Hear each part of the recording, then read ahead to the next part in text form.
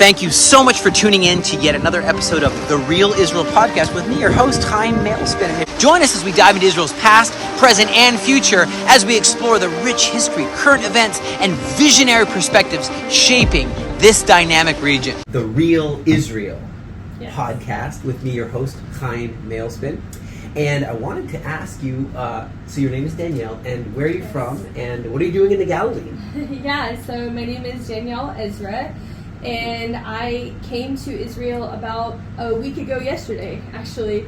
And one of the places that I like to come is here in the Galilee, and to see what all the Lord's doing with the Aliyah Return Center, and all the different modalities of giving and kind of being a help and servant and hands-on. I love everything that you guys are doing. It's amazing, bringing Arabs and Jews together, bringing the Jews back to their homeland, and just being here is just amazing. And there's such a peace here as well. Yeah, and not just because you have Arabic heritage, but God put on my heart 2 nights ago. I was in Magdala, which is this where the ancient stone was found where Yeshua would have gone and preached a message in a midrash, we call it in Hebrew. He's a rabbi, right? And so this Jewish guy called Yeshua, Jesus, would have put his hands on that Magdala stone. And so I was thinking, man, here I am at this, touching this stone. And I just felt a real impression that I need to honor the Arabic people. So the whole time I was talking, got up to speak, I just thought I'm going to talk about all of my friends from Turan that stand with Israel, even the Druze people. They're not exactly Arabic, but and the Bedouins that fight alongside me. And there's all kinds of people helping the poor. One guy, I won't say his name, but he's from Lebanon, and he's helping so many people. And he came and he hugged me after my talk, and he says, "You know what, Chaim? I want to supply you guys with equipment, tactical equipment, as you go and defend the defenseless in Gaza and helping rescue these hostages that I'm trying to find them, and they're being held by Hamas. So I have to go into Gaza to rescue these Jewish people." And he says, "I stand with you in that." And he's actually Lebanese. There's another guy who's did his doctorate in the book of Romans, chapter 11. Oh, wow. And in Arabic, his doctorate in Arabic, I won't say his name either, but some people don't like him in the Arabic world, but he said, we stand together. And that's not something that people maybe in the West really know, that there are Arab citizens that have the same rights as me, and we're together, and they've been here for hundreds and hundreds of years. Jewish people have been here for hundreds and hundreds of years, thousands of years. If you go back to... We're family. That's right. That's right. And so where's your family from originally? My family is from Beit Hanina in Jerusalem. Okay, right. Beit Hanina. Beit Hanina. Okay. So it's really funny. So when I'm in America, people ask me my ethnicity, like, where are you from? And if I tell them I'm from Kansas City, like, but where are you really from? Because they see, like, oh, I don't look like you. Right. And so I have to tell them, you say Palestinian, right? Politically correct. Or you can say, well, actually, it's Arab-Israeli, because my dad's village is in Jerusalem. Like, it's Arab-Israeli. And even that causes such, like, a disturbance. They're like, no, it's like this anti-Semitic, like, rage. How dare you recognize Israel as an Arab? Yeah. And I'm like, it is what it is. Yeah. It is Israel. Yeah. Like, we have to. I was thinking of these chants that are going in universities, and you yourself have probably seen a lot of these Palestinian flags, which is actually not a country. And so you say you don't want to have an American flag, you don't want to have an Israeli flag, but they want to have these other flags, or even Hamas flag, which is a recognized terror group, or Hezbollah. I've seen that yellow flag of the Hezbollah in these university campuses. And I thought, maybe they just need some better chants. Maybe that's what they need. So I came up with a few. Yeah? One of them is, you can see us standing here. We're never going to disappear. Israel. I thought, that's something. Here. Just get used to. Israel's not going to go away, and it's not going to disappear. And no, we're not all going to die. Too bad. No, this is... And here, another one is, what is it? I came up with these... you know what? I'm going to look it up real quick just to remember. I came up with a few of these, and I thought that they were so... people have been brainwashed in this kind of really hatred. is. It's illogical. Yeah. It's just, it doesn't even make sense at all. Yeah. No more Hamas, no jihad, holding our hostage. Jizz is bad. Okay. Here's one is Boko Haram is al-Din al-Qassam. The God of Israel ain't the God of Islam. And that's a confusion that some people have. Yeah. That, it's just the way to say God.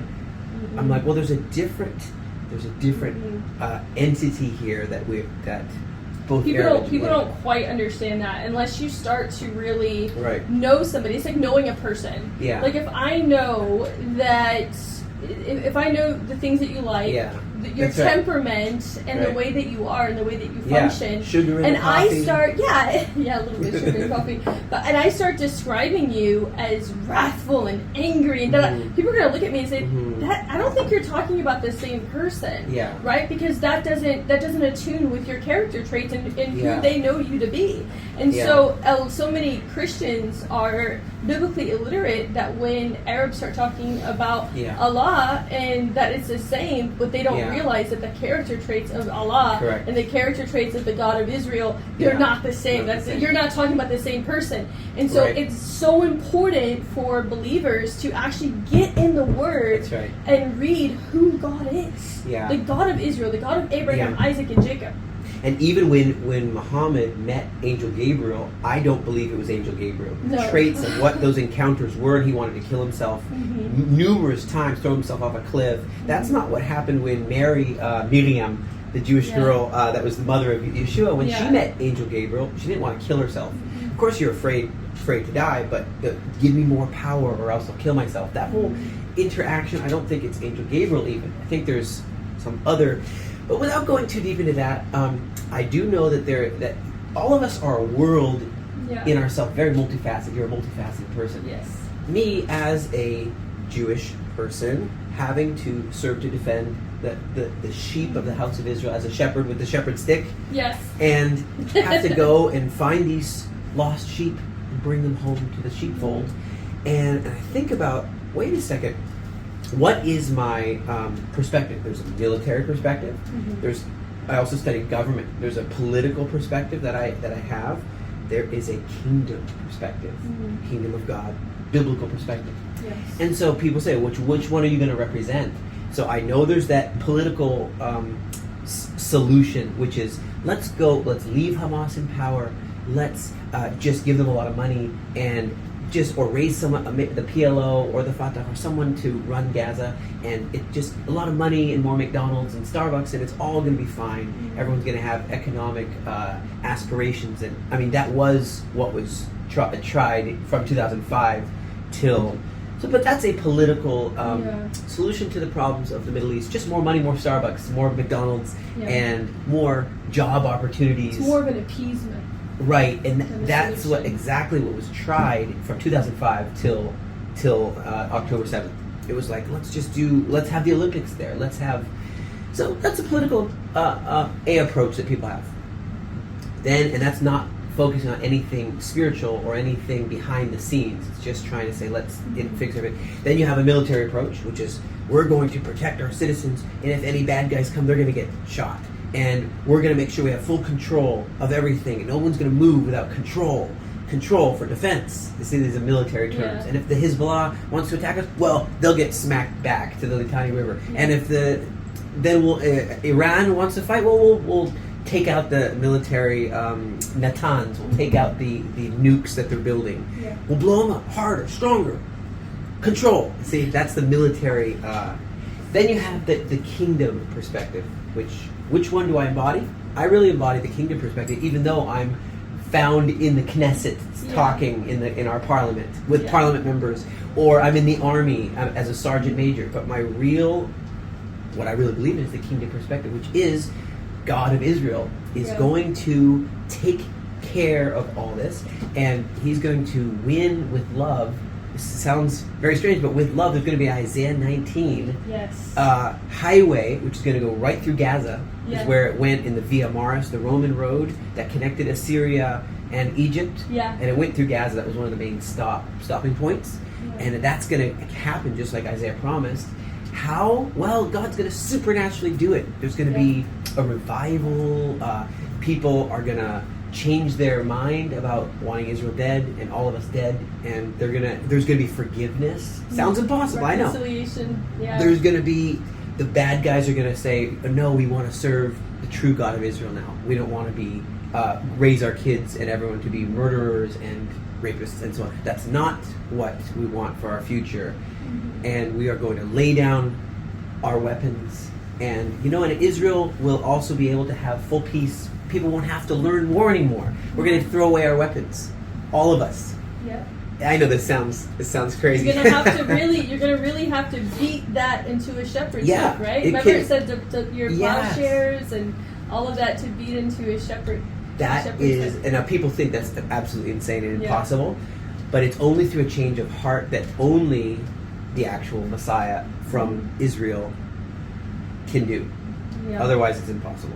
It really is, and that's the thing. Like so many times, you have a lot of Christian sentiment that says, "Oh, with God's impossible," and we look at those people like, I don't know, like that's not pragmatic or that's not.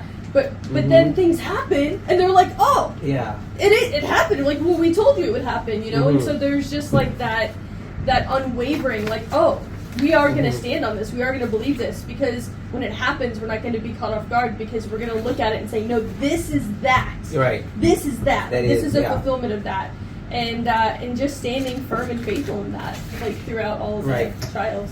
And if people really think in their university campuses again that just chanting, we want an intifada, which is essentially, I lived through an intifada.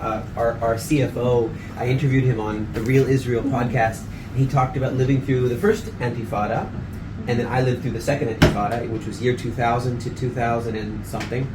And there was buses blowing up. There was suicide bombers everywhere. You'd ride on a bus. My mom almost got killed in a bus bombing.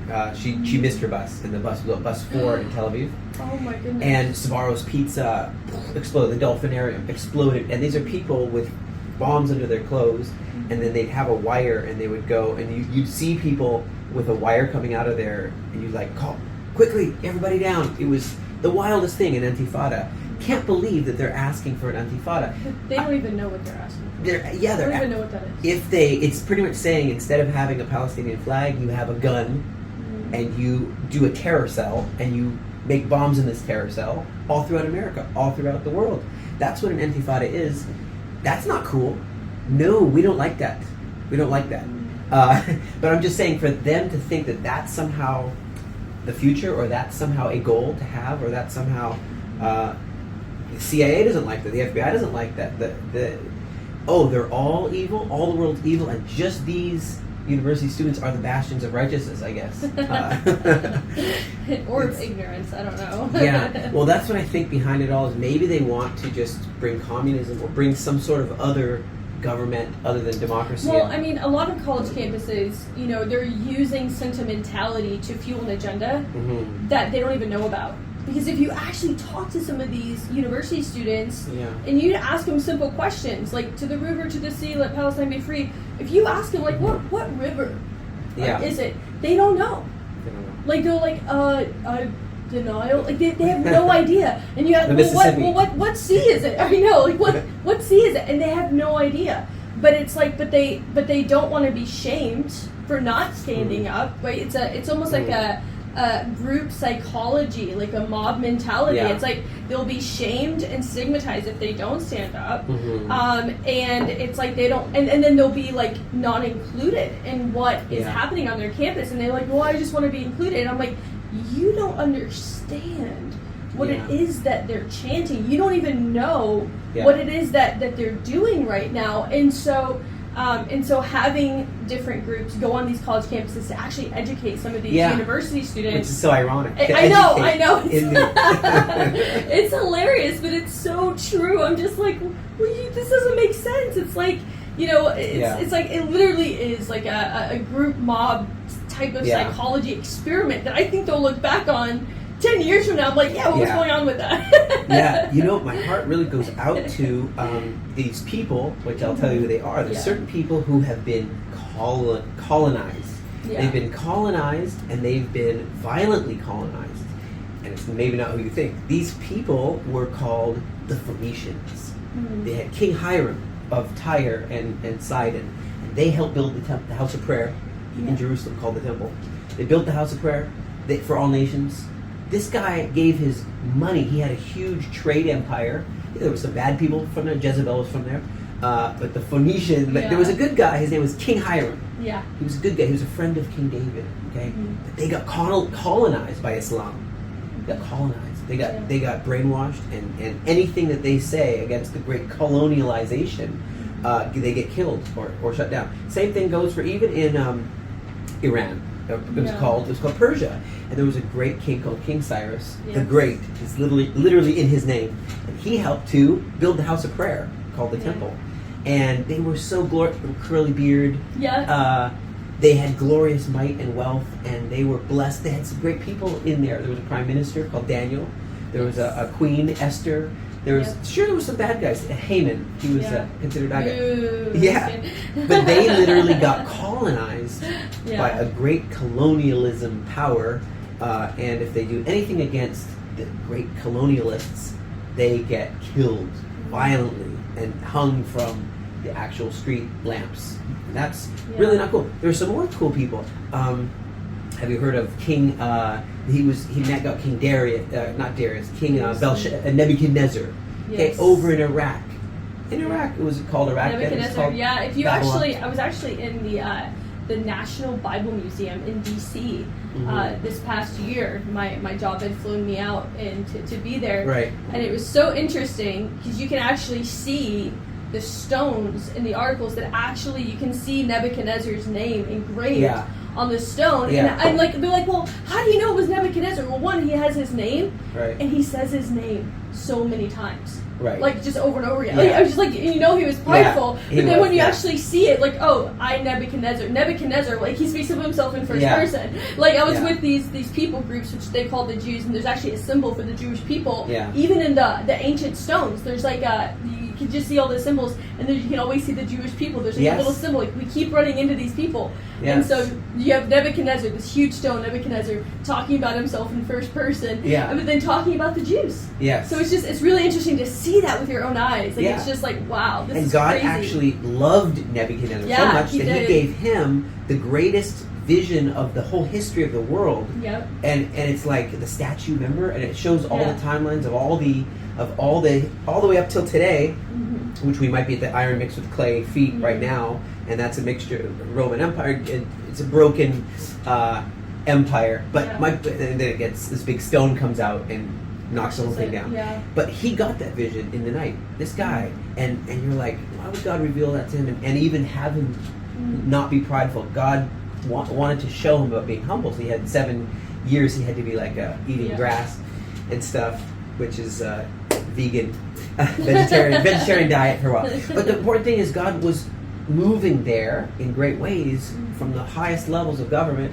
But now they got colonized. They have now the Badr force, which is sworn to. They shoot missiles, by the way, on the Golan Heights from there, from Iraq as well. And the Badr force in Iraq is a force that is destined, they say, to die in the pursuit of destroying all of Israel. And they have in Lebanon, of course, there's the Rudwan force, which are they have a suicide unit, which is about 1,000 people, 1,500, and they said we are willing to go to our deaths to kill all of Israel. And so my point is, all these people look at it in Egypt. You see that Egyptians have all this stuff, but God did a lot of effort to say, no, don't bow down to these birds and these things in the Nile and kill your children in the Nile. Don't do all that. I'm doing a lot of work to show Egypt that you are my people. Egypt, my people, it says. Egypt, my people. Assyria, the work of my hands. And so, but why? It's weird that this colonialism has just wiped away, almost like that history never existed. Yeah. And their glory of Kedar, that's Saudi Arabia. Kedar says that the rams of Nebaioth, and the flocks of Kedar, which is Saudi Arabia, will come and with camels and bring gold and silver to Jerusalem. So that's their destiny, and it looks like that might be starting to happen. Yeah, when that kind of thing happens, when that colonialism happens, it's almost like, what happens when people just forget who they are. They forget their history, they forget where they came from, And I feel like the fulfillment of that, of the Isaiah 19 reality, is people waking up to who they are, and they're waking up to, oh, this is where we came from, this is our history, and getting acquainted with it again, because so many times, all throughout the Word of God, I always say this, I'm like, man, the thing I hate the most about being human is that we forget so much, and that's why all throughout the Bible, David remembered the wonders of the Lord again and again. He's like, he just had to recall and meditate on the wonders of the Lord. Why? Because we forget. And so that's why it was so important all throughout Scripture to tell us again who the God of Israel is. Tell us again. And we've gotten to a generation that has been so colonized and so lost in their identity that no one's even saying tell us again, because they've forgotten the story. True. Even down to you think of Aladdin and the rug. They make those rugs in Persia. He's probably a Persian guy, him and Jasmine. And the whole thing is these rugs were like a way to tell stories and weave. All that history is being destroyed. Afghanistan, they had, before the whole opium thing and all that, they were hippies would go there. Hippies would do dance festivals like Nova in Afghanistan. Our own treasurer of the Aliyah Return Center, he would go to Afghanistan to dance festivals with a bunch of hippies. And you wouldn't imagine music even in Afghanistan. What about the Yemenite history, Yemenite Jews, Yemenite culture, Yemenite food? So great. What do you see now? The Houthis say we're going to shoot up all the airports of Saudi Arabia if they stand with Israel. They're attacking the guys who are running Mecca. They want to bomb the guys who run Mecca because that's how much they hate Israel. It's like, doesn't make sense. You're going to bomb the guys who have Mecca and Medina. You're big because they stand with it. They want to stand with Israel. So I think we need to be engaging people more in prayer and intercession, because these are spiritual things that aren't just physical things. I would tell my students that whenever something is irrational, doesn't make sense, that's how I can always kind of discern the demonic, because it's like, why are they doing this? Do they know that this doesn't make sense? They don't know they're right. It's almost like the Bible, they don't know they're right here for their left, and it's just like, what is going on? And so using discernment, obviously, but then also it's like you're looking at, this doesn't make sense, like what you're saying, they're going to blow up Mecca, but this is what they're standing for, it doesn't, and so that's how you can tell it really is a spiritual dynamic. We really do need to pray. We need intercessors for Israel. We need watchmen on the wall that will cry out for the land, that will cry out on behalf of the people, and I think that's our biggest need, because this really is spiritual. And once we realize that, everything changes. And like you said earlier, that there has been a great attacks in some way on prayer things, like Gateway Church, like IHOP, International House of Prayer in Kansas City, and many problems in various Justin Bieber's pastor. So many people that were real kind of calling for prayer, and it's almost like an attack on them. I've noticed even with Vertical Galilee House of Prayer, there's always something that's coming against any places of prayer or gathering to really intercede, because there's a strength behind that, and the enemy doesn't want that unity. Always there's going to be something going against, and people are people, and they fall, and we shouldn't idolize people. But I do agree with you that coming to me, where two or more are gathered, there God is in their midst, and we can see a future which isn't the past. But mostly people can't think of the future. Their brain is, the whole word Aliyah, it's not just a historical thing with Abraham. When he came to the promised land with Isaac and Jacob and his whole thing. It's not just a historic thing, even with David Ben-Gurion, when Isaiah 66 was, a nation was born in a day. It's something that still continues now, and something in the future. There's going to be, Ezekiel 39 says, all the Jewish people are going to be here. Not one shall be left. They're all going to come to where they fit.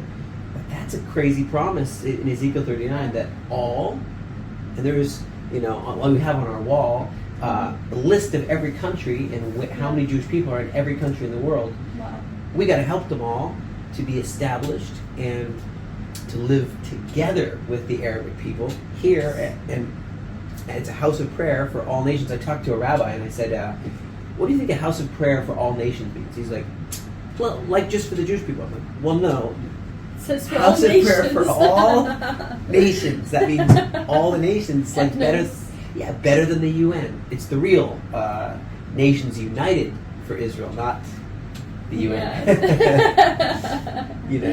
Nations United, not United Nations. Yeah, it's so crazy. It's like the people can shift and the people can change, but the mission doesn't. Mm-hmm. Right? The prayer goals, they don't change. It's almost like marching orders in the military. It's like, things happen, tragic things happen, horrible things happen, but the mission's still the same. Yeah. Like, the mission hasn't changed. Yeah. Like, it's sad and it can get emotionally disturbed, like we don't know, like you're starting to question everything, but you have to stay focused on the mission and what God's doing, and because at the end of the day, He's faithful.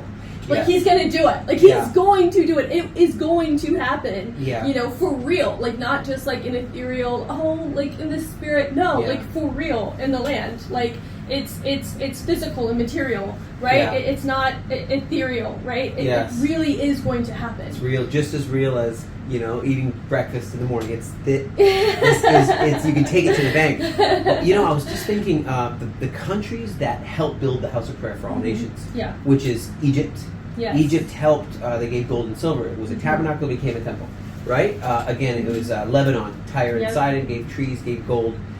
Cyrus, Iran. Iran, Persia. Yeah. These and there's others that are promised, like I said, Saudi Arabia will be giving more gold towards building this central place of the Messiah's home. So what I think is there's really got to be a lot of opposition to that future, and so I'm just thinking, how can we really pray for those countries that are all right now in deep, even Saudi Arabia, deep pressure and stress, and going back to this to end with this is that, first of all, I'm really thankful to the Galileans of the past who, without them, without the Galileans, without, say, John, for example, you wouldn't know what the future holds. He was taken up. He was on an island, but he was taken up in a vision and showed everybody the end of the book.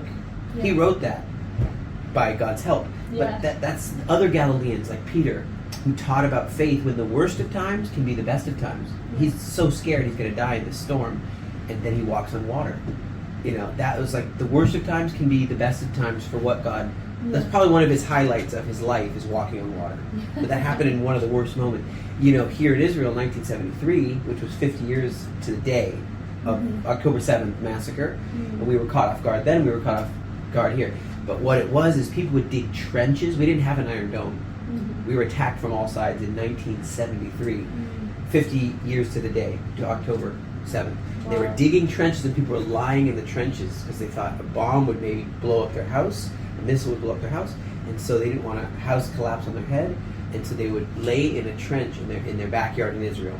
That's what people were. They were painting the lights blue paint, so the light will still come out a little bit, but the missiles won't hopefully hit their car, like happened to our admin, the admin of the Aliyah Return Center. Her sister and her husband just got blown up, like by a Hezbollah rocket yesterday, and completely blown up. And they have three little children. They're completely orphaned.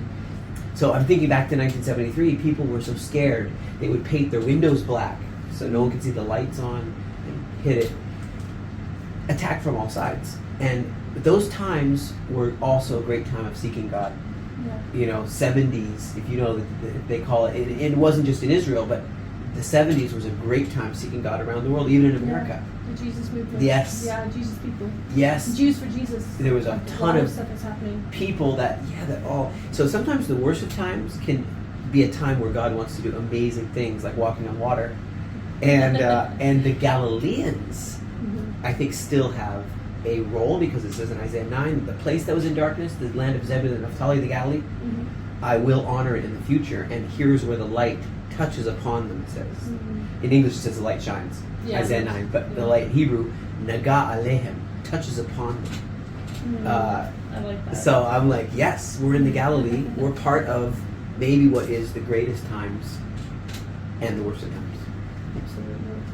That's awesome. Yeah, so any message you have for whoever's on here about what you're doing and what you're called to do while you're here and in America. Absolutely. I just want to exhort everyone just to pray, to be that watchman on the wall, to stand even in the midst when no one else is standing, when the whole world and the culture is screaming a different message, to remain faithful and steadfast.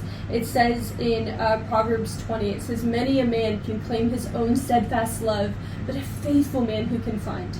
And it's that faithfulness that God is looking for, to get up day after day and saying, I'm going to pray, I'm going to stand in the gap.